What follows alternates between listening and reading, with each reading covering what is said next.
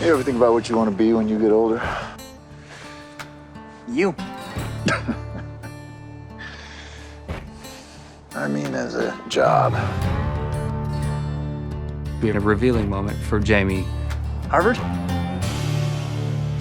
Congratulations, son. I didn't apply to Harvard. I applied for you. John tells him, you got to be a lawyer.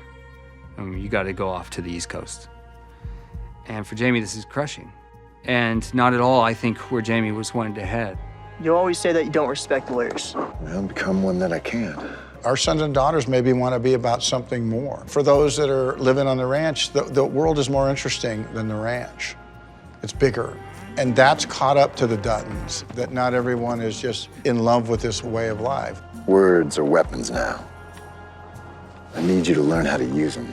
I don't know what exactly he thought he was going to do, but I know he thought it would be at the ranch and helpful in a ranching sense. And I think maybe he even had a bit of skill there, but his father didn't see it that way. And doing that to someone and having to sort of live his life not by his choice and go to school not by his choice is very hard, I think, on Jamie. I think he's able to do it, but I think it's something he can never let go. It's not who he is as a person. He's not a politician or a lawyer. He might be good at it, but that's not what his core is. And seeing his father take that away from him, I think then it can inform later why Jamie's so unstable. Underneath this sort of show of being put together, You don't deserve this.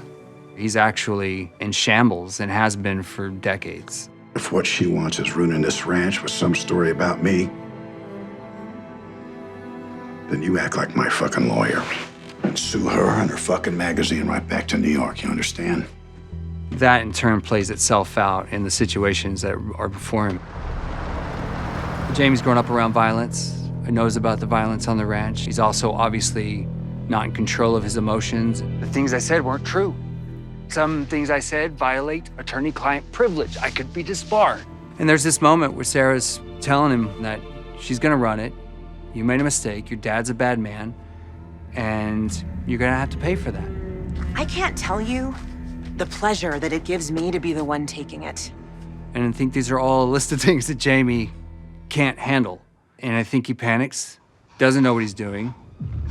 I don't know if he's thinking he wants to just go hurt her or something, but it leads to knocking her out. He tried to think his way through it. He thinks that the only choice he has is to kill her.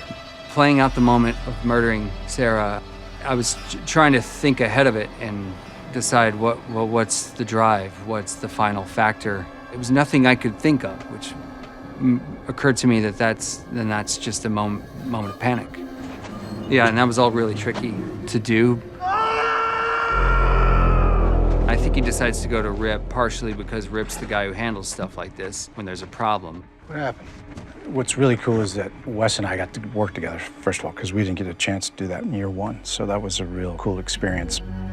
I love working with Cole, and he's a good friend, and we were trying to get them to get us together in the first season. He comes to me, and at first I said, I'm just a wrangler, and I'm happy to do that, and just be a wrangler this year. I think it's a relief for Rip in so many ways. Like he can just have fun, he can go do the daily chores. And so when I say that to Jamie, he means it, and he's not interested in helping him out. I think even Cole had the idea of, in this moment where Jamie decides to go to Rip, Cole and Taylor both seized upon with the idea of saying, well, how about, Jamie reminds Cole that they're friends. Rip, please. Always treated you like an equal. Like a friend. And he ends up coming and saying some really beautiful things about not only how our relationship's always been throughout our lives, but also, how he needs Rip at this time. And we have this moment within this moment where we're like, wait, they're friends, they're close. Just stay here. Don't move. There's a brotherly connection to Rip that we haven't been able to explore until this moment. I think he kind of hears that and he takes the body in him and kind of comes up with a plan to get rid of it. It's a strange moment in storytelling where you can combine two things into one, and they did a great job of doing that. Jamie and Rip, I don't think they ever really had any animosity. Even when, John Dutton was mean to Jamie in season 1. Mr. Dutton! I don't think Rip, he didn't like it. I even said after the fight with Casey, I said, Jamie's your son too, and that really goes back to, hey, you know what? why don't you, give this kid a chance versus just Casey. It was also a great moment for me to know that Jamie had friends at the ranch growing up and that there was someone who he's actually connected to.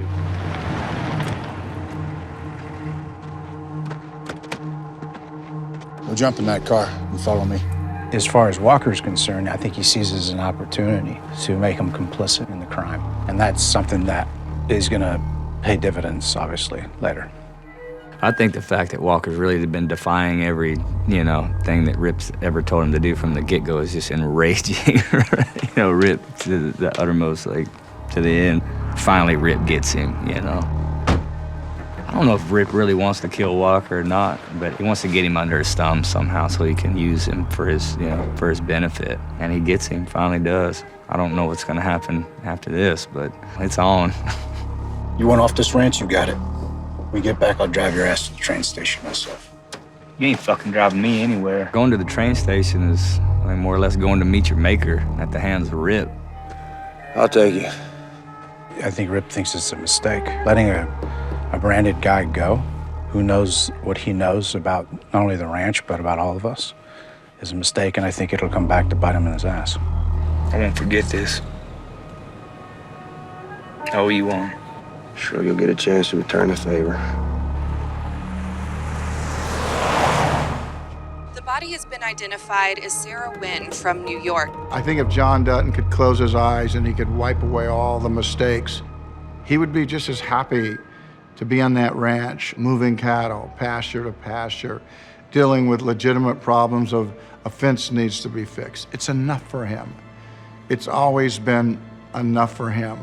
But the world's more complicated, and Yellowstone is complicated. There's just one crushing moment after the next, one terrible, desperate moment after the next, which is a dream as an actor, but is a challenge as a human being. How do we move on from this? I had no choice. There's always a choice. You could have jumped in the river. I think actually in that scene, it was harder for Kevin playing a dad who might say that than it was playing Jamie, because what I found in that scene is it was kind of a moment where it's exactly what he expected his father to do. And maybe for the first time in his life, he realized that maybe that's not okay. And maybe this all isn't okay. Maybe his father's not the heroic cowboy he once thought he was.